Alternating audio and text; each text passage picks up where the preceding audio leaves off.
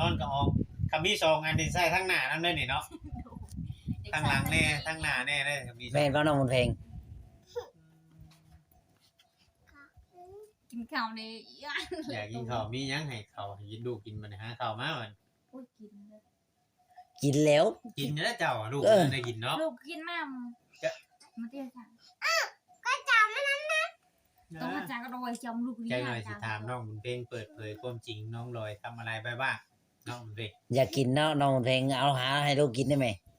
ผมพอแล้ว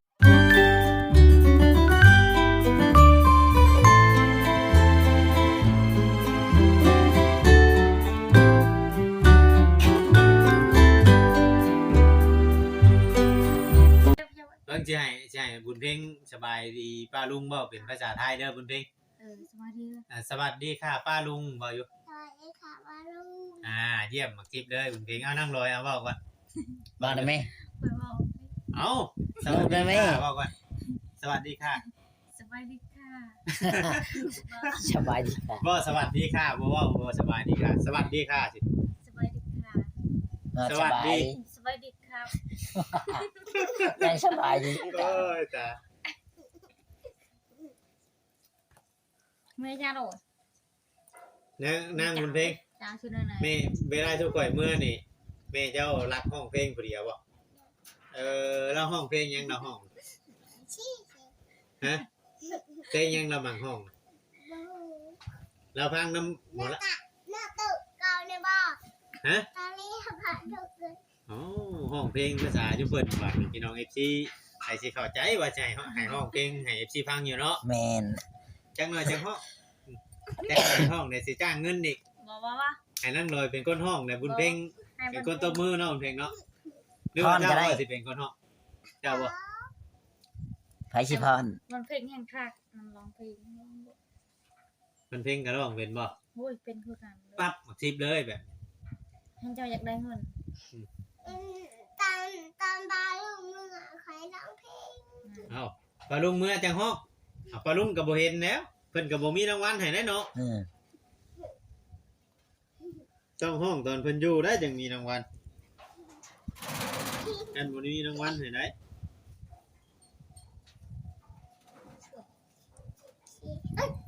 ไหนเดี๋ยวอันนั้นก็บอก เจ้าเอา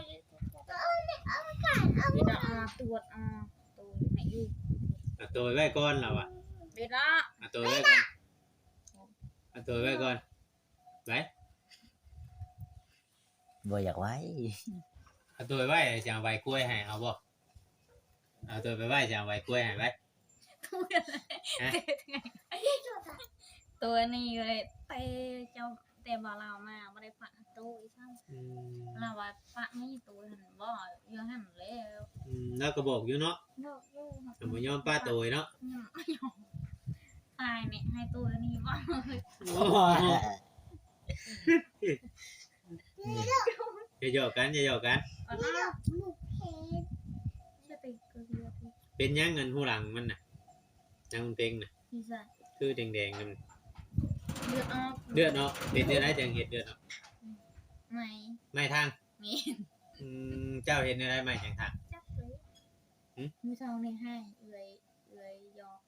บ่ หายจากตีคนนี่ อ๋อ คนน้อยๆอยากตีอาท เดือดแท้นางบุญเพลงฮะ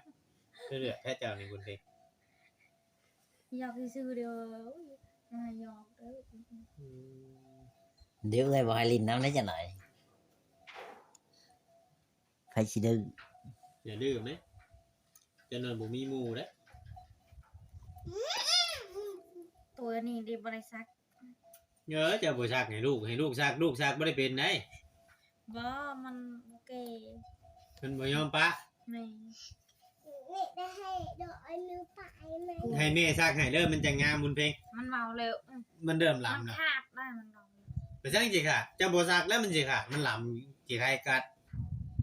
ต้องซักให้กระตุ้นงามเหมือนเนี่ยกระตุ้นเริ่มสิได้แหละหน้ามันบ่แดงเด้ ห้าวบ่นี่ หน้ามันสิดำเด้ ห้าว อืม ไม่ใช่ห้าวนี่ ในบัวไข่แอน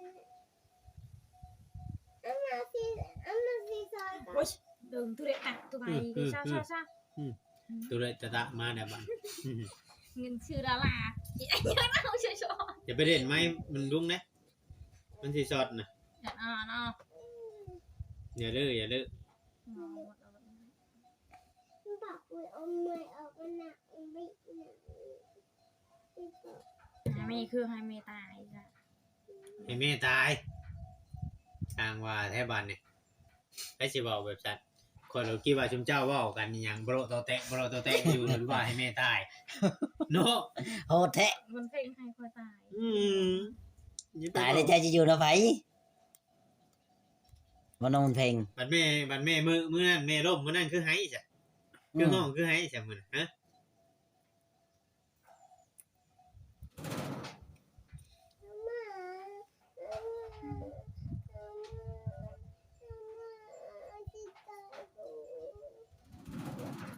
เจ้า ลูกอยากกินข้าวนะนางหน่วยบอกหาข้าวให้ลูกกิน เด็กนายชื่อช้อย อ๋ออยากได้ที่ซอยคือว่าปดให้ลูก ถ่ายรูปได้ไหม ปดบ่ได้อีกไผเอาใส่ให้เจ้าจ้ะ อีกที ฮะ ตอนนั้นไงมันปะเลยมันทิมอยู่ตาราง เดี๋ยวไผเอาใส่ให้เจ้าบัด นี่คอยเก็บอัน เก็บมาได้ไผใส่ให้เจ้า ไม่ใช่ คือว่าปดบ่ได้จ้ะบัดใส่ยังใส่ได้ปด มันปดเลยทิมสะสายพี่เสียหาย อืม เราจะเงินเชียเฮ้ยตี บ่จักชื่อเสียเงินเงินเสีย เงินไม่ใช่เงินพอจะบอก อืม บอกไม่บอกจัก อย่าเถียงกันอย่าดื้อจังหน่อยขอเอามือนำเด้อผู้หนึ่งเด้อเอาบุญเพลงอย่าได้มือนั้นใหญ่แหละอองโตยมาเข้าเฮียนอยู่บ้านข่อยคนมาป้าโตยนี่เอาละมาเข้าเฮียนลูกข่อยเข้าเฮียนน่ะเมื่อเข้าเป็นหมู่ลูกข่อยเด้อ เวลาจะเอา มาเป็นหมู่ลูกข่อยเด้อ ไม่ได้ปะตัวซ้ำอะไรโอ้ย โดนได้เขียว กัดบะนี่ใช่แควบะมันมีไรมันอยู่เฮ็ดบ่เป็นได้อันนี้น่ะ เป็นไม่ได้ผมคือไม่ได้ซ้ำผม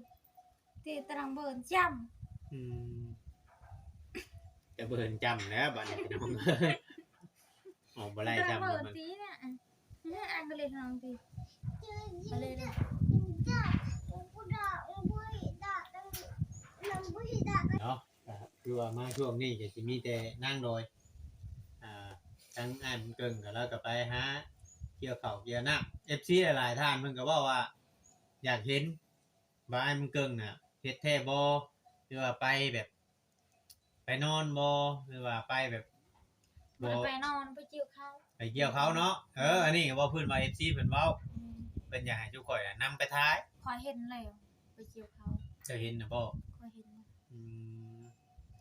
แต่ว่าเราก็ไปเกี่ยวข้าว เร็ นะ ว พี่น้อง เร็ว เนาะ เขาเตะหน้านั่นเร็วไปจิ้วเขาหน้าลูก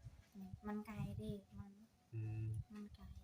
อืม เดี๋ยวสิเท้าเราไปเกี่ยวเขาหน้ารูปก่อนสิไปถ่ายให้เบิ่ง มันใกล้บ่ตัวนี้บ่จ้ะ มันก็สิใกล้กว่า หน้าไตใกล้ๆหน้าลูกนี่ไม่ได้ใกล้ อืม ลงนี่สิฮะ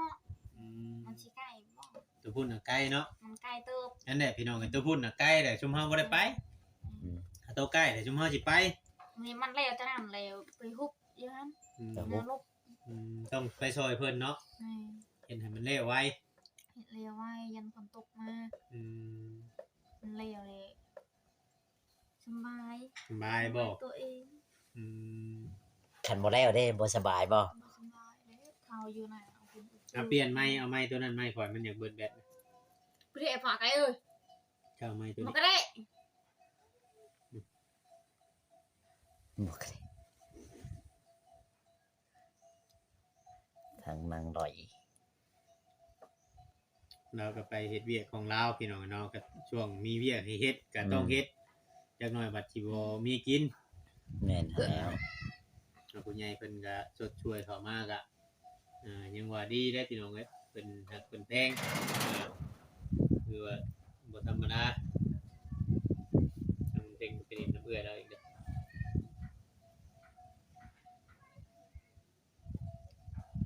เดินทางที่จริงก็เราก็สิไปเกี่ยวข้าวซอยคนอื่นน่ะเนาะเงียบเนาะข้าวเราที่จริงพวกเกี่ยวแล้วแต่มันจนโกย คือบ่เกี่ยวน้องลอย ยังบ่ได้สุก โอ้ย แบบมื้อนั้นน่ะแท้เพิ่นเกี่ยวมื้อนั้นน่ะยังเกี่ยวอยู่เกี่ยวอะใกล้ๆน้อง ที่สอง เดี๋ยวนะเดี๋ยวทางเขาให้นะ บ้านอันนี้มีเด้ในหนองเลย เป็นก้อยเนาะ ไว้หันเด้อ อืมครับพี่น้องเนาะสำหรับคลิปนี้เราก็จะได้จบแล้วเน้องประจอยเนาะ แม่น ผ่านก็ต้องกลับขอโทษขออภัยหลายๆมาโอ้ลมกับน้องดอยให้ FC เบิ่งความตลกเฮฮาความม่วนความซื่นให้ฟังพี่น้องเนาะสบายดีน้องดอย สบายดีบ่จอยบ่เวียง เนอะ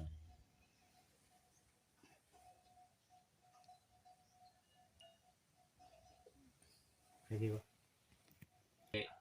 เขาบ่ได้ไปเด้อ บ่ไปบ่จัน บ่ได้ไปสิอยู่อยู่เนาะ อืม ปิดไว้ เกิดมาด้วยความรู้สึก ฮะ คนบ่ได้ปะแล้วก็คุณ บ่ได้ปะ เอาน้องดอยลูกเจ้าสิโตะอูแหละนะดินบึ้มอยู่ ชน บ่น้องคือเห็นมา3มื้อ4มื้อ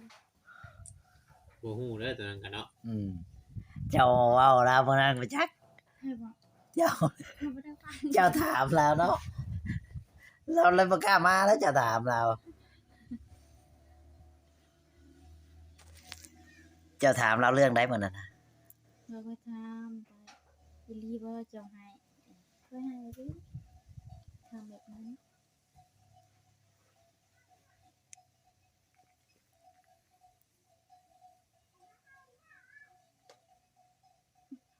ไม่ยังอันนี้ถ่ายคลิปหลายก็เห็นแต่อัน พูดเฮามันร้ายปานนั้นบ่ บ่มีเฮาเด้ผมหล่นมันขัง มันขันบ่ได้ล้างจักเทื่อเขาจัก ซาอยู่บ่หวน สะเลยสะหมูคือ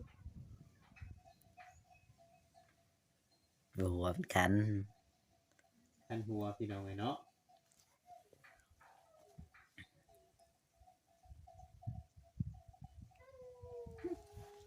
ก็ว่าบ่เชื่อ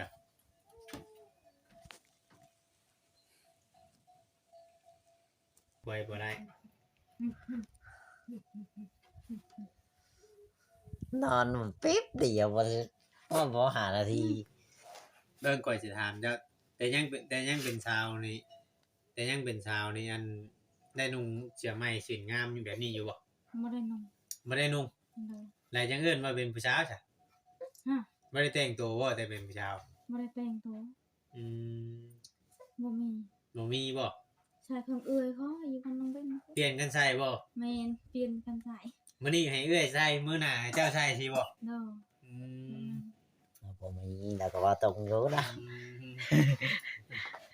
แต่ว่าบ่ได้พากันไปหารับจ้างบ่จ้ะตะกี้อยู่นำกันหลายคน บ่ได้ไปนะ มันบ่มีผู้จ้างบ่ แม่น อืมเบิ่งเด้ลูกไงหัวตึ้มเด้